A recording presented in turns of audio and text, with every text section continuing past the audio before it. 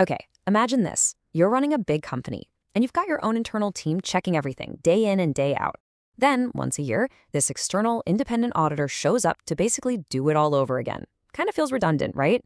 Well, this creates a huge tension for auditors.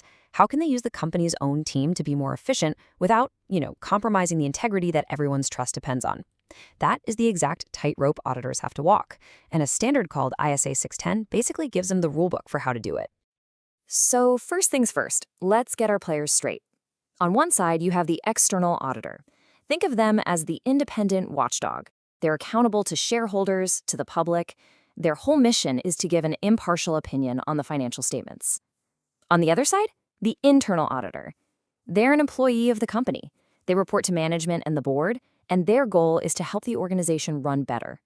Totally different goals, totally different loyalties. And that, right there, is the heart of the whole problem. And this leads us to the million-dollar question, doesn't it?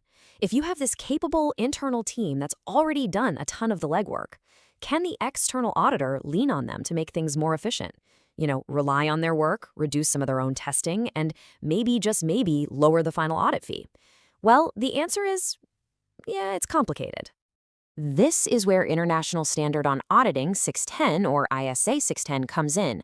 I want you to think of it as a series of 3 crucial gates that have to be passed.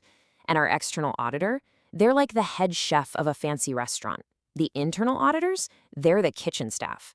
Before that head chef can even think about using ingredients prepped by their staff, they have to go through these gates, because when that final dish goes out, the head chef's reputation and the public's trust is on the line. All right, so here we are, gate number 1, the 3-part trust test. Before even considering using a single piece of the internal team's work, our head chef has to take a hard, serious look at the entire kitchen staff. It all boils down to this: can I build a foundation of justifiable trust here? And this trust can't just be a gut feeling. It has to be earned. It's a formal evaluation that's broken down into 3 key parts. Are they objective? Are they competent? And do they follow a systematic and disciplined approach in their work? So let's dig into what each of those really means. First up, objectivity. This one is absolutely critical. The external auditor has to ask, who does this team answer to? If they're reporting directly to the CEO they're supposed to be auditing, that's a massive red flag. Ideally, they need to report to the highest level, like the board's audit committee. They can't be stuck doing conflicting jobs, and they have to be totally free to report whatever they find, no fear, no restrictions.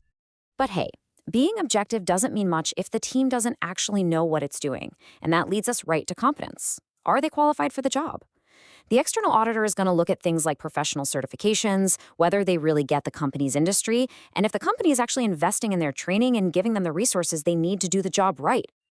And finally, their approach has to be systematic and disciplined. This is all about professionalism. A great internal audit function doesn't just wing it. They use documented procedures, they have detailed work plans, they have layers of supervision and review. There's a real quality control process. It's the difference between a professional kitchen and, well, just cooking at home. Now, this is the really critical part about this first gate. If that internal audit team fails on objectivity or competence or their systematic approach, even just one of those, that's it, game over.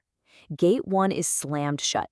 The external auditor cannot use any of their work. It's a complete non-starter. Okay, so let's imagine the team aced the trust test. They're objective, they're competent, they're professional. Gate 1 swings wide open. But that doesn't mean it's a free-for-all. That just gets us to Gate 2, where we have to figure out which specific tasks are actually okay for them to help with. Because, let's be real, not all work is created equal. The guiding principle here for Gate 2 is pretty simple, really. Think of it like a sliding scale. The more judgment a task requires, or the higher the risk of a major financial mistake, the less the external auditor can rely on the internal team. For the simple, routine stuff, yeah, maybe. For the complex, high-stakes decisions, absolutely not. Yeah, in fact, some things are just completely off the table. No exceptions. The external auditor can never delegate significant judgments. This means stuff like assessing the biggest risks, deciding if enough testing was done, or evaluating really complex accounting estimates. These are the head chef's signature responsibilities, and you just can't hand those off to anyone else. So now that we've figured out that we can use the team and what work they can do, the standard actually lays out two different ways, two flavors, if you will, of how this whole collaboration can actually happen. The first way is what's called using the work of the internal audit function. This is where the external auditor looks at work the internal team has already finished, like their tests on inventory controls, and then decides if they can rely on those findings. Then you've got direct assistance, which is like way more hands-on. Here, the external auditor basically deputizes an internal auditor to perform a specific task directly under their supervision, like asking them to help double-check a list of numbers for accuracy. So we've made it through gate 1, we've navigated gate 2. But now we come to the final and honestly the most important principle in this whole thing. Who's actually responsible at the end of the day? Just listen to this. This is straight from the standard itself. The external auditor has sole responsibility for the audit opinion. That right there, that's the bedrock of this entire standard. It doesn't matter how much help they get, how much work they use from the internal team, that responsibility is never, ever reduced. So what does sole responsibility actually look like in the real world?